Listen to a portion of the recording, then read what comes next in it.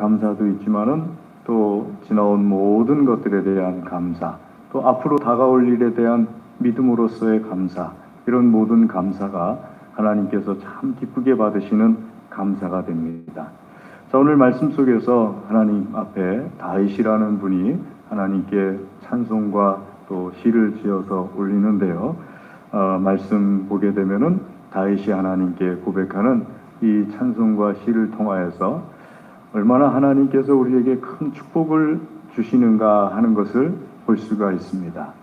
자, 하나님의 말씀을 보게 되면요, 하나님 주시는 축복이 대략 한 5가지 정도 우리에게 주신다고 말씀하고 있는데, 말씀 12절부터 쭉 보시면은 후손에게 대한 축복을 약속하시고, 또 13절, 14절에서는 임마누엘에 대한 축복과 시온에 늘 계시겠다는 약속, 그 다음에 15절에 풍족한 양식에 대한 약속, 16절에는 구원의 크신 은혜에 대한 약속, 또 17절에는 다윗의 후손을 통하여서 메시아를 주시겠다는 약속, 이런 그 약속들, 축복들을 하나님께서 말씀하고 있습니다. 자, 오늘 말씀에서 특별히 13절 말씀을 보게 되면은 13절, 14절에 하나님께서는 시온을 택하셨다 하고 말씀하십니다. 14절에 보면은 하나님께서 택하신 이유가 하나님께서 원하셨기 때문이다 하고 말씀하시는데, 이 원하셨다는 말은 원어상으로는 열심을 내셨다는 뜻입니다. 시온을 택하시기로 열심을 내셨다. 시온은 우리가 잘 아는 예루살렘 성입니다. 그리고 다윗성이라고도 알려져 있고요. 왜 하나님께서 시온을 택하셨는가 하게 될 때 먼저 우리가 알아야 될 것은, 하나님께서는 사람이든지 장소든지 그 어떤 물건이든지 하나님께서 택하시지, 사람이 하나님 이렇게 해주십시오, 저렇게 해주십시오 해서 하나님께서 하시는 것이 아니다 하는 것을 우리가 알 수가 있습니다. 시온을 택하신 것도 하나님이십니다. 그러면은 시온이 유일하냐, 이 세상에서 가장 좋은 곳이냐 하게 되면은 꼭 그렇진 않습니다. 여러분, 우리나라만 해도 얼마나 좋은 곳이 많습니까? 정말 계절에 따라서 참 좋은 곳이 많지 않습니까? 요즘도 저는 한 5시쯤 되면은 노을이 이렇게 지는 노을이 참 오늘 이쁠 것 같다 그러면은 안성천 한번 내려가 보고 싶은 마음이 이렇게 드는데, 꼭 참을 때가 참 많이 있습니다. 안성천을 따라서 쭉 내려가다 보면은, 이야, 세상에 천하에 여기보다 더 아름다운 냇가가 더 있을까 하는 생각이 들 정도로 노을과 또 천변 옆에 그런 그 여러 가지 그 나무들 뭐 이런 조화가 너무너무 아름답습니다. 자, 안성천뿐만 아니라 겨울이 되면 또 겨울에 그 산 꼭대기에 올라가서 눈으로 다 덮인 것을 바라볼 때 얼마나 아름답습니까? 봄이 되면 봄의 꽃들은 또 얼마나 아름답고요. 또 여름이 되면은 여름의 그 바닷가는 또 얼마나 아름답습니까? 그러니까 이 세상에 정말 아름다운 것들이 너무너무 많습니다. 정말 많은데 그 중에서 하나님께서 시온을 택하셨다 할 때, 시온을 유일하게 택하신 것이냐 하게 되면은 시온을 유일하게 택하신 것이 아니라 그 앞에도 하나님께서 택하신 장소들이 많았습니다. 근데 중요한 것은 먼저 하나님께서 택하신다는 겁니다. 자, 그 앞에 하나님께서 택하신 장소 중에 여러분 잘 아시는 곳이 실로라는 곳이 있습니다. 실로는 여러분 사무엘 선지자를 통해서 많이 알려졌지만, 그 앞에 엘리 대제사장과 두 아들 홈리와 비느하스를 통해서도 잘 알려진 장소가 실로입니다. 실로 다음에 미스바가 좀 택해졌었고요. 그 다음에 베델이라는 곳도 택해졌었습니다. 그리고 또 기럇 여아림이라는 곳도 택해졌습니다. 기럇 여아림에서 한 20년 가까이 하나님의 법궤가 그 기럇 여아림에 머물러 있었죠.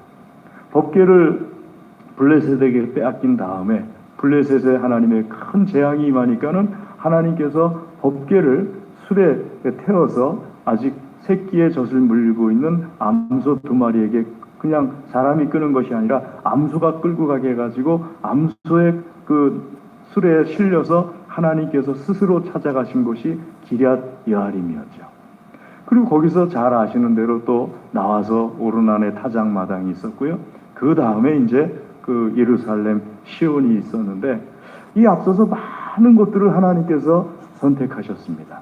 실로를 선택하셨고, 미스바를 선택하셨고, 베델도 선택하셨고, 기럇 여아림도 선택하셨고, 또 오르난의 타작마당도 선택하셨고, 이렇게 수없이 많은 곳을 하나님께서 선택하셨는데, 그런데 말이죠, 유일하게 하나님께서 내가 참 원하는 곳이다 한 곳이 시온입니다. 그러니까 하나님께서 택하는 것을 우리가 소명이라고 그러죠. 소명이라는 말은 왕이 자기 신하에게 어떤 명령을 내리기 위해서 불러내는 것을 소명이라고 합니다. 그러니까 우리가 하나님께 소명받았다 하게 될 때 어떤 때 주로 사용합니까? 대부분 사용하시는 분들이 목사직을 부름받을 때 소명받았다 하고 말하는데, 사실은 그것뿐만이 아니고 소명받았다 하게 될 때는 주일학교로 교사로 소명받았다든지, 구역장으로 소명받았다든지, 혹은 안내위원으로 차량부위원으로 소명받았다든지 할 때 하나님께서 왕으로서 하나님의 백성들에게 택하셔가지고 하나님의 명령을 전달할 때 그걸 다 소명이라고 합니다. 교회 내 소명도 소명이지만은 교회 밖에 있는 모든 것들도 소명인데, 중요한 것은 하나님께서 다 택하셔서 하신다는 겁니다. 자, 하나님께서 택하셔서 하시는데 왜 그럼 시온을 하나님께서 탁 택하셨느냐 하게 되면은, 다윗이라는 사람이 거기에 결정적인 역할을 하게 됩니다. 다윗이 왜 결정적인 역할을 하느냐고요? 그 앞에 실로가 처음 선택받았을 때, 여러분, 처음 선택받는다는 것이 얼마나 좋습니까? 가장 좋은 곳이기에 실로를 선택하셨을 것 아닙니까? 시온보다도 더 좋은 곳이기에 실로를 선택했을 텐데, 그 실로가 선택받았을 때 하나님께서 그 실로를 버리신 이유가 무엇인가, 다른 장소를 택해야겠다 하고 말씀하시는 이유가 무엇인가 하게 되면, 잘 아시는 대로 엘리 대제사장과 그 두 아들 홈리와 비느하스 때문에 그렇습니다. 엘리 대제사장과 홈리와 비느하스가 하나님께 선택을 받은 그 큰 영광, 그 은혜를 알지 못하고 그저 내가 잘해서 대제사장 세워진 줄로 알고, 내가 능력이 있다고 생각하고, 우리 아버지가 대제사장이니까 나도 당연히 대제사장 된 거라고 생각을 하고, 하나님께 드려지는 예물을 중간에 가로채서 좋은 것 있으면 자기가 갖고 나쁜 것 있으면 하나님께 드리고, 또 성전 안에서 수종 들던 여인들을 강제로 성폭행을 하고, 이러니까 하나님께서 실로를 버리신 거예요. 엘리 대제사장이나 그의 두 아들만 버리시는 것이 아니라 실로라는 장소까지도 버리시고 엘리의 집안을 버려버리십니다. 그래서 솔로몬 왕 때 보게 되면요, 아비아달 대제사장이 솔로몬 왕 때 대제사장직에서 폐해지는 것을 우리가 성경 말씀을 통해서 보게 됩니다.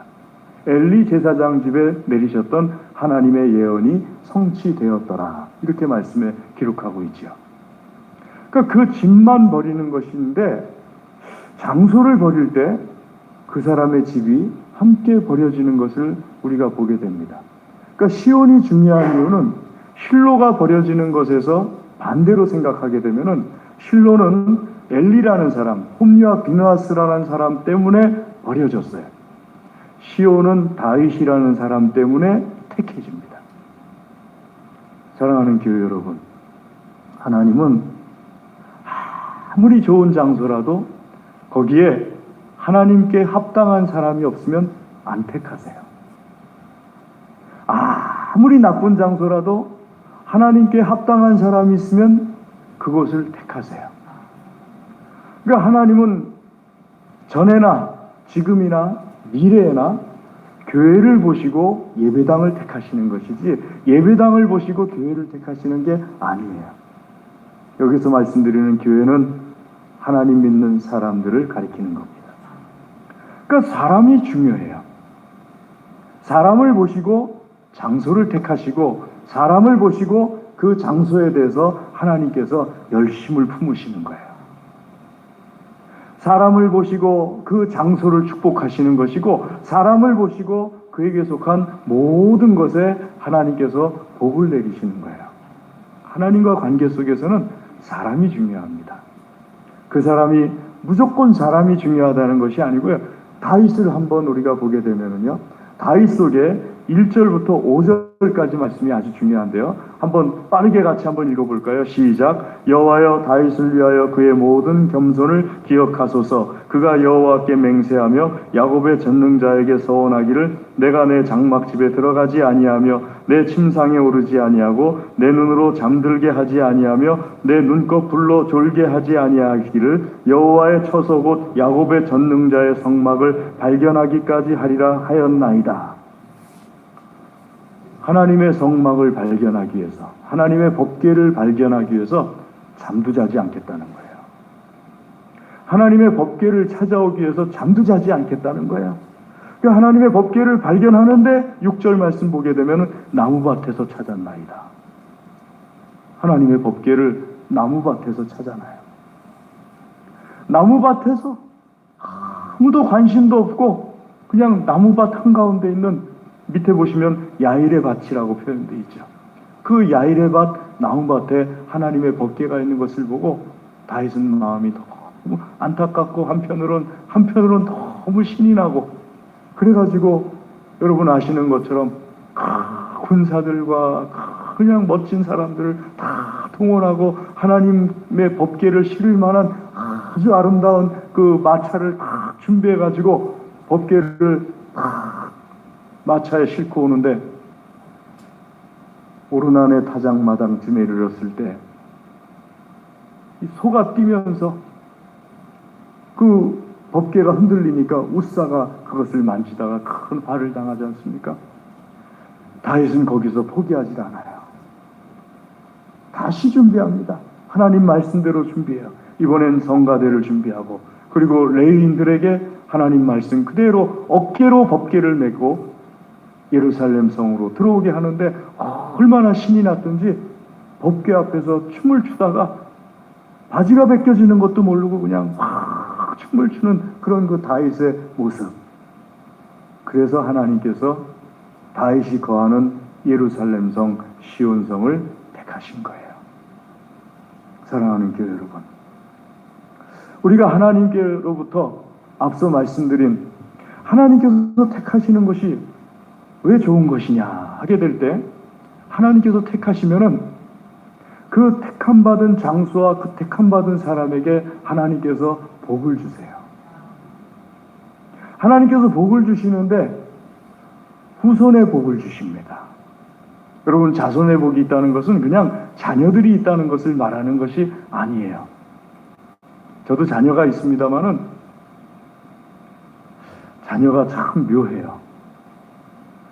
어릴 때보다 이상하게 커갈수록 기도를 더 많은 기도 제목들을 얘들이 생산해내요. 그냥 어릴 때는요, 잘 먹고 잘 자라게 해주십시오. 그럼 끝이에요. 근데 커가니까는요, 웬 기도 제목들을 그렇게 많이 생산해내는지요. 이것도 기도해줘야 되고, 저것도 기도해야 되고, 또 저것도 기도해줘야 되고, 저것도 기도해줘야 되고. 그러니까 자녀들이 있는 것뿐만 아니라 하나님께서 주시는 복은 그 자녀들이 형통하게 되는 것, 이것을 우리에게 약속해 주십니다. 두 번째 복은요, 임마누엘의 복을 약속해 주세요. 예수 그리스도께서 위대하시며 가장 위대하신 임마누엘이세요. 예수님께서 우리와 함께 하시는데 누구의 태를 통해서 나왔느냐 하게 되면은 다윗의 자손으로 우리에게 오셨어요. 그 약속이 다윗을 통해서 하나님께서 이루어내세요. 그러니까 하나님께서 주시면은요, 임마누엘 하시는 하나님의 복이 우리에게 임하게 된다 하고 약속해 주십니다. 세 번째는요, 구원의 복을 주세요. 여러분, 우리 영혼이 구원받는 것이 얼마나 큰 축복입니까? 우리 삶 가운데서 우리 영혼이 날마다 자라나는 것이 얼마나 큰 축복이에요? 이 복을 하나님께서 주시고요. 네 번째로는요, 먹을거리에 복을 주십니다. 그 성에 먹을 것이 끊어지지 않고 풍족하게 해 주시겠다. 예수님께서 가르쳐 주신 기도 제목, 기도 가운데서도 주님 가르쳐 주신 기도의 핵심이 무엇이냐, 가장 가운데가 무엇이냐면은 우리에게 일용할 양식을 주옵소서. 일용할 양식이 없으면은요, 하나님 찬양 못해요. 일용할 양식이 없으면은요, 시험에 들게 되어 있어요. 그러니까 예수님께서 사람이 떡으로만 사는 것은 아니다 말씀하시면서 또 한편으로는 일용할 양식을 위하여서 기도하라 하고 말씀하신 이유가 그 일용할 양식을 통해서 하나님을 찬송할 수도 있고 또 시험에 들지 않고 믿음이 자라도록 자라갈 수도 있으니까는요. 그럼 일용할 양식이라는 것이요, 어린아이들은 우유병 하나면은 일용할 양식이죠. 하지만 우리 문재인 대통령 같은 경우는요, 일용할 양식이 대통령께서 관리해야 될 모든 백성들이 그 모든 산업이 다 일용할 양식이에요. 작년에 코로나가 왔을 때요, 마스크가 없었잖아요. 요즘은 어디 가면은 사은품으로 마스크를 막 주잖아요. 그런데 작년에는요, 마스크가 없었어요. 그래가지고 제가 슈퍼에 갔는데 딱 한 봉지가 있는데, 3개 들은 거 딱 한 봉지가 있는데 얼마냐고 물어봤더니 세상에 6,000원이에요. 저 마스크 6,000원 내고 사본 거 그때 처음이었어요. 더 비싸게 사신 분들도 있다고 그러는데 이걸 2,000원짜리 마스크를 하나 꺼내가지고 이게 빨았어도 되는 건지 아닌지 그 2,000원짜리 마스크를 한 번 쓰고 버리기에는 너무 아까워가지고요. 2002년 월드컵이 수원에서 열릴 때 그때 가서 보지 못한 것보다 마스크 2,000원짜리가 더 안쓰럽더라고요. 세상에. 그것도 일용할 양식이에요. 하나님께서 복을 주실 때 그런 모든 것들에 대해서 일용할 양식을 주시는 복을 주십니다. 하나님께서 복을 주시면은요, 우리의 후손을 통해서 하나님의 영광을 드러내게 하세요. 예수 그리스도처럼 하나님의 영광을 드러내는 역사가 우리 가정과 우리 후손을 통해서 나타납니다. 사랑하는 교회 여러분, 그러니 이 복을 받아야 되지 않겠습니까? 이 복을 누려야 되지 않겠어요? 그러려면은 여러분, 우리가 말이죠, 제가 제 옆에 돈 버는 방법에 대해서 자꾸 알려주는 분이 있다고 그랬잖아요.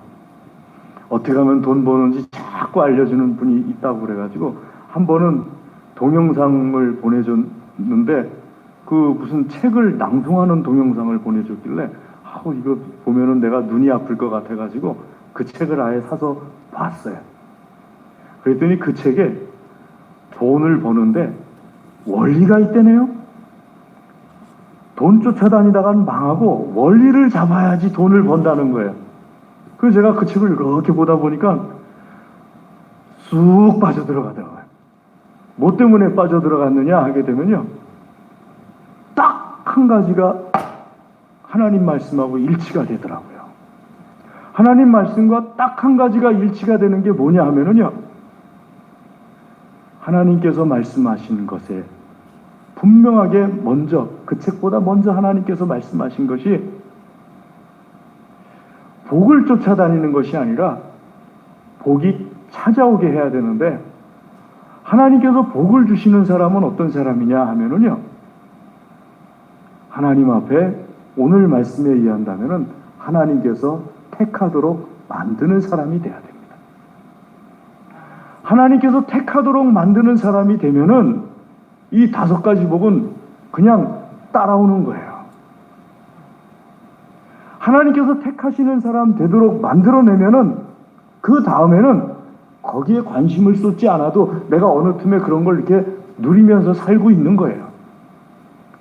그러니까 이 말씀을 듣는 순간에 오늘 이 자리에서부터 그러면 내가 하나님께서 택하시는 사람을 만들어야겠다. 그럼 하나님께서 택하시는 사람이 어떤 사람이에요?